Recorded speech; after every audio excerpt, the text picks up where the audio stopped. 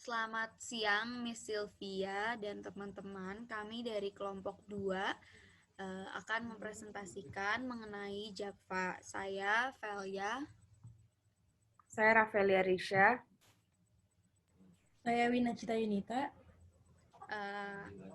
Kami akan memulai presentasi kami. Ini ada beberapa poin mengenai apa yang akan kami jelaskan di presentasi kali ini. Pertama, saya akan menjelaskan mengenai apa itu perusahaan Java. Jadi, perusahaan Java ini adalah perusahaan agri-food yang terintegrasi di Indonesia. Perusahaan ini didirikan dari tahun 1971, yang dimana bisnis utama mereka ini ada budidaya pertanian, kegiatan pembibitan ayam, pakan ternak, pengolahan unggas. Perusahaan ini udah hampir ada di seluruh Indonesia. Dia sudah tersebar di 19 provinsi. Bahkan laba yang mereka kumpulkan sejauh ini sudah sebesar kurang lebih 260 miliar, meskipun semenjak adanya COVID ini, angka tersebut menurun. Perusahaan Java sudah melakukan ekspor ke beberapa negara, tetapi belum banyak negara tujuannya. Nah, meskipun begitu, Java sesuai dengan visi misinya ingin selalu berkembang dan juga berperan aktif dalam menanggulangi keterbatasan pangan yang ada. Selain itu, Java juga perusahaan yang terbaik di Indonesia pada bidangnya, yaitu bidang agri-food. Sebagai perusahaan terkemuka, Java senantiasa untuk meningkatkan kualitas produknya dan juga terus memperbarui sistem yang ada di dalam perusahaannya. Negara tujuan yang kami pilih yaitu Meksiko. Meksiko ini adalah negara konstitusi Republik Federal di Amerika Utara yang bernama resmi United States of Mexico. Negara ini berbatasan langsung dengan Amerika Serikat di bagian utara. Meksiko juga merupakan negara dengan peringkat ke-15 di dunia dalam tingkat ekonominya.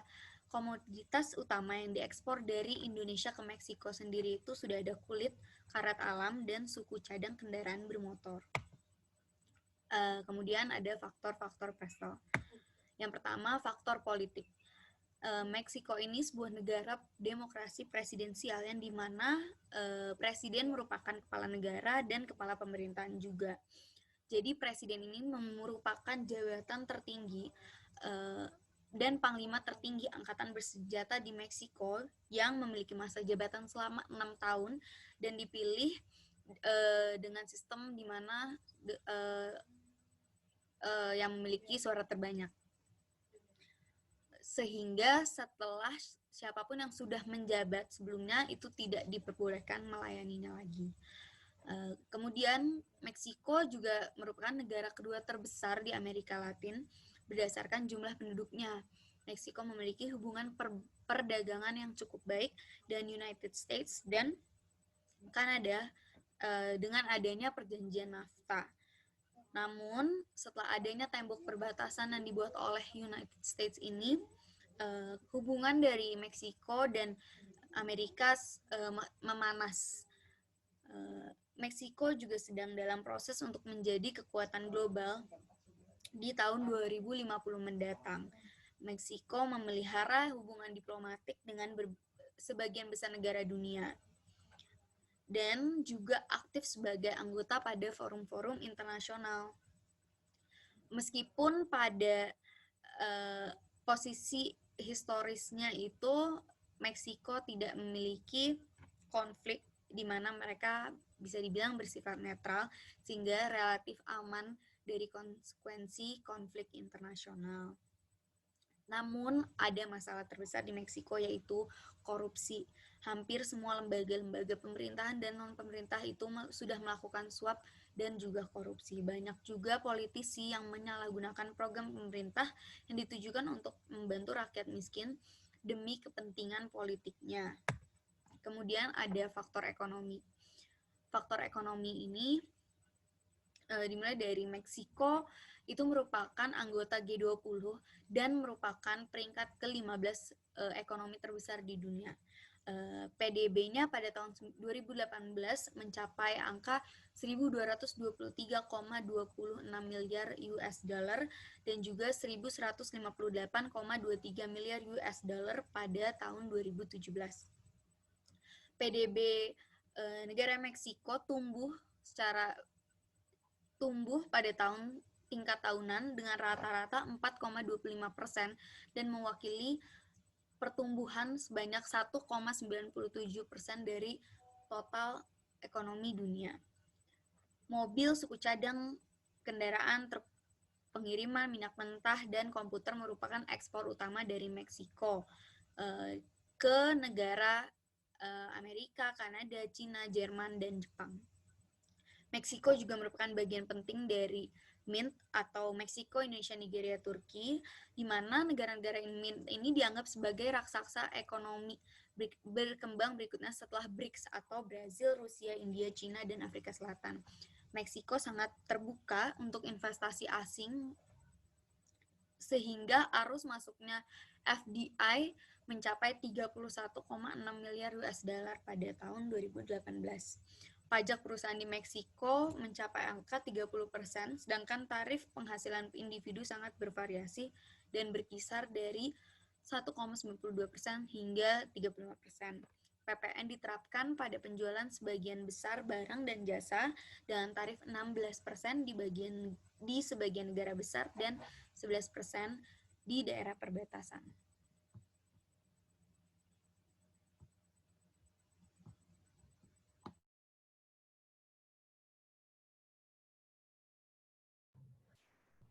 Selanjutnya ada faktor sosial. Meksiko adalah negara salah satu yang paling terjangkau di Amerika Latin karena dibandingkan dengan banyak kota di negara lain, Meksiko itu memiliki harga sewa dan makanan yang lebih rendah. Tantangan sosial yang dihadapi Meksiko ini pada saat ini diantaranya adalah jurang yang sangat besar antara kemiskinan dan kekayaan di negara tersebut. Sekitar 53% penduduk di negaranya tergolong miskin. Banyaknya korupsi dan kekerasan, maka penyebab orang Meksiko menyeberangi perbatasan Amerika Serikat untuk mencari kehidupan yang lebih baik. Lalu untuk aspek sosial budaya di Meksiko sangat mengundang perhatiannya. Misalnya keluarga yang merupakan elemen terpenting dalam masyarakat Meksiko, masakan Meksiko yang digemari hampir di seluruh dunia, dan juga tim sepak bola Meksiko yang memiliki penggemar di seluruh dunia. Next. Lalu ada faktor teknologi. Meksiko sendiri telah menjadi pasar sasaran utama raksasa teknologi seperti Amazon, Facebook, Uber, dan Google. Sektor IT dan komunikasi diperkirakan akan mewakili sekitar 10,7% PDB di Meksiko pada tahun 2022. Guadalajara yang merupakan kota terbesar kedua di negara Meksiko baru saja mengubah dirinya menjadi pusat global untuk penelitian dan pengembangan pemrograman dan desain. RUU yang disahkan oleh Meksiko pada Maret 2018 menunjukkan bahwa Meksiko ingin menghilangkan hambatan dan ketidakpastian tentang teknologi. RUU tersebut juga menunjukkan bahwa Meksiko siap untuk berevolusi. Next, ada faktor lingkungan. Meksiko adalah salah satu negara yang memiliki kekayaan alam yang indah. Mereka memiliki pantai, makanan yang enak, pemandangan alam, serta bangunan yang bersejarah. Meksiko memiliki beberapa tantangan serius mengenai lingkungan, yaitu merupakan polusi udara yang mencapai tingkat yang berpotensi bahaya bagi kesehatan manusia. Pada tahun 2019, Kota Meksiko harus mengumumkan keadaan darurat lingkungan dan mendesak agar penduduknya tetap tinggal di dalam rumah. Selain polusi udara, Meksiko juga mengalami polusi air dan limbah beracun yang menyebabkan hilangnya sumber daya air bersih di negara tersebut. Lalu selanjutnya ada faktor hukum. Meksiko memiliki peradilan yang bebas dan independen, di mana semua warganya itu berhak atas keadilan yang tidak memihak. Namun kayak lembaga-lembaga hukum di Meksiko dipertanyakan karena maraknya kasus korupsi dan suap. Hak kerja dilindungi oleh Undang-Undang Ketenagakerjaan Meksiko. Pengusaha harus memberikan kontrak tertulis kepada pekerjanya, dan pekerja memiliki hak atas liburan tahunan dan cuti melahirkan. Diskriminasi terhadap pekerja berdasarkan jenis kelamin, usia, kecacatan, ras, kebangsaan, agama, status sosial dan perkawinan, dan preferensi seksual dilarang di Meksiko. Selanjutnya ada strategi-strategi. Kondisi pasar di Meksiko. Meksiko memiliki kondisi pasar yang cukup baik dalam bidang produk dengan pangan berprotein. Pasar di Meksiko yang berhubungan dengan produk pangan dikuasai oleh negara Belize dan juga perusahaan Alfa Subde-CV.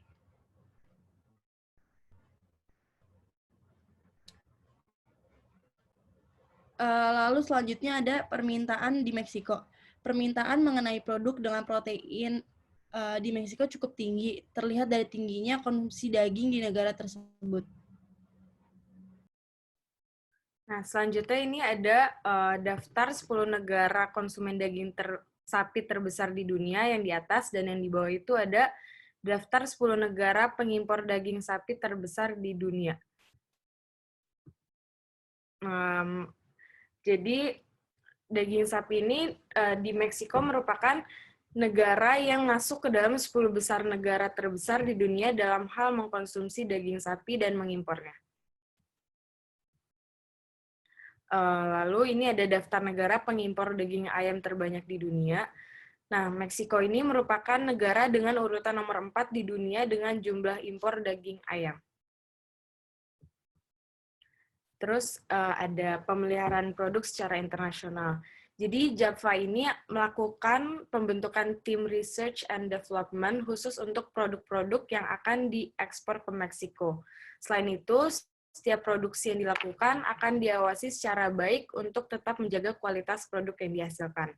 Lalu JAPFA membentuk tim khusus yang bertugas untuk memastikan produk-produk yang dikirim ke Meksiko tetap pada kondisi yang baik dan layak sesuai dengan standar perusahaan, serta adanya layanan customer service di Meksiko agar tetap bisa menerima kritik dan saran dari pelanggan yang ada di Meksiko.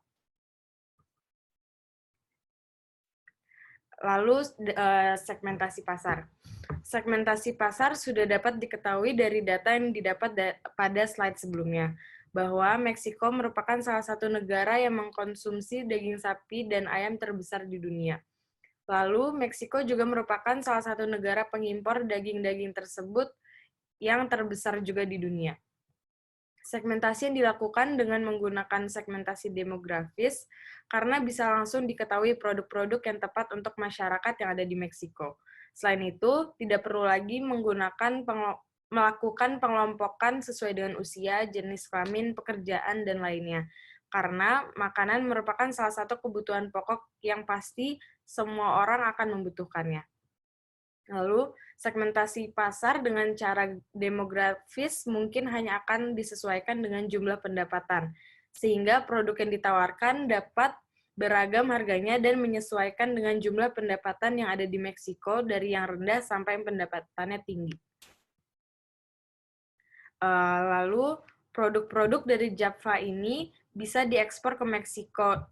Yang bisa diekspor ke Meksiko adalah daging ayam seperti ayam utuh, file, potongan ayam, potongan paha, potongan dada, dan sayap.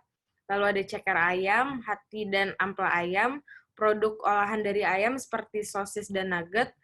Lalu ada Tokusan Wagyu beef, dan Santori beef Blue Label. Untuk distribusinya, distribusi yang dilakukan bisa dengan menggunakan kargo yang melakukan pengiriman lewat jalur laut.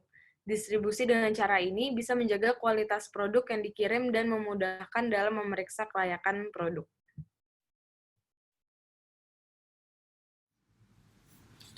Oke, Sekarang kita masuk ke strategi promosinya perusahaan Java nih.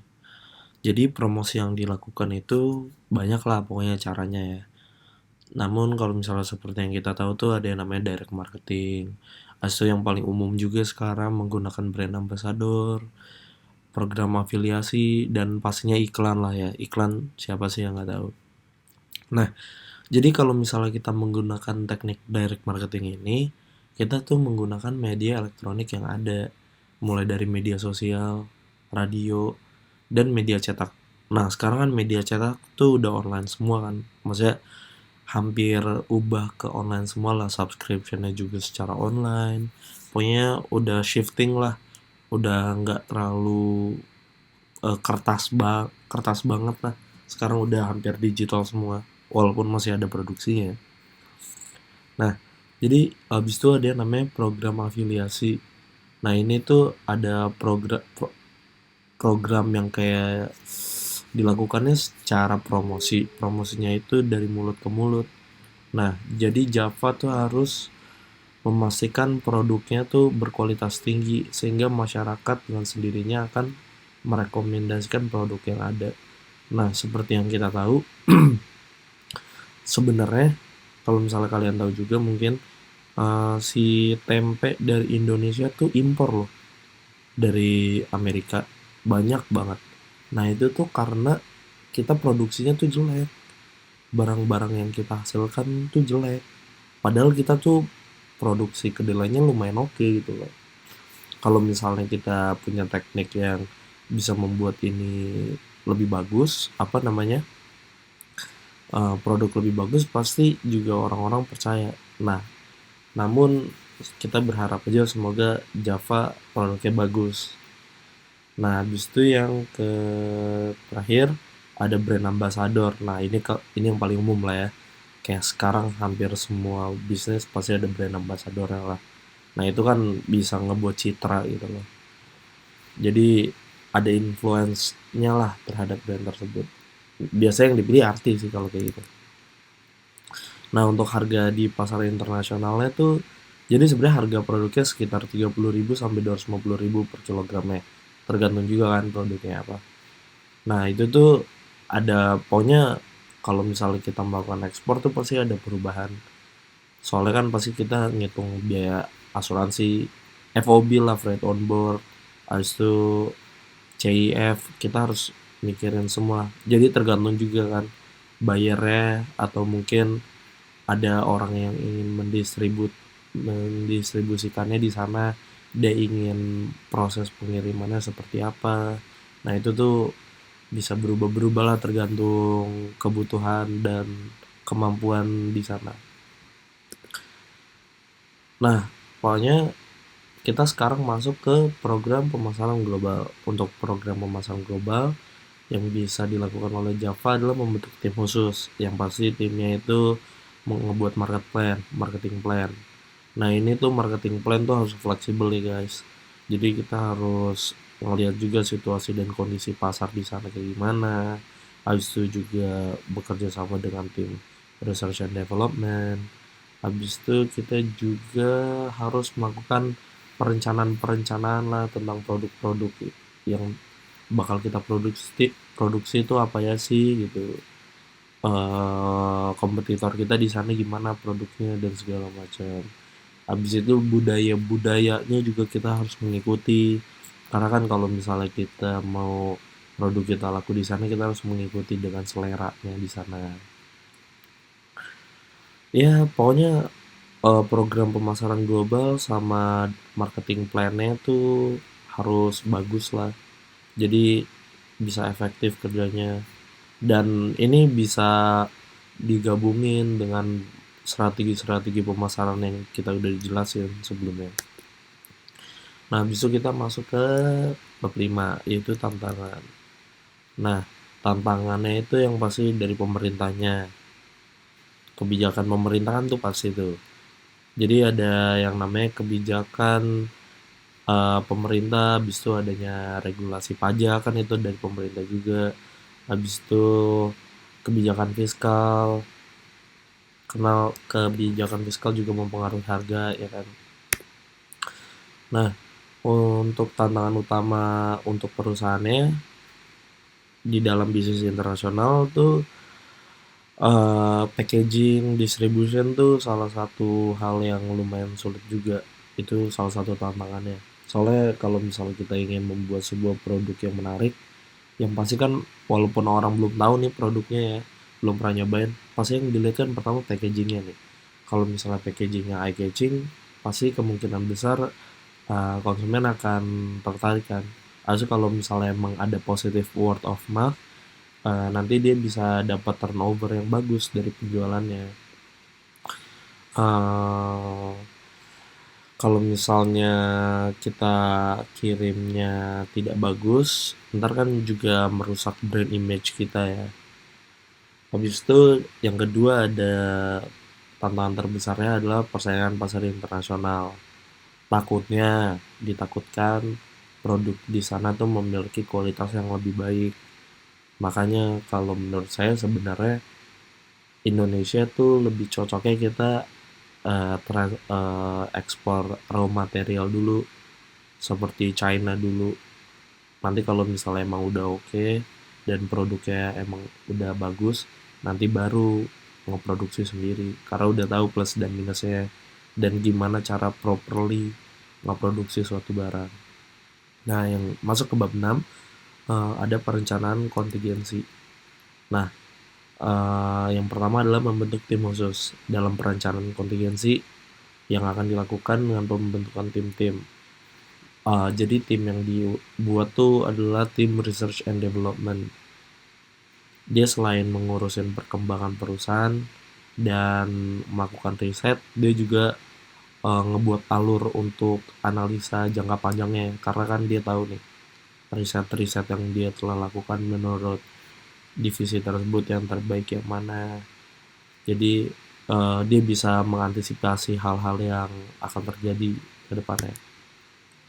Ya, sekian presentasi dari kelompok 2 yaitu Java. Mohon maaf jika ada salah kata. Terima kasih. Selamat siang.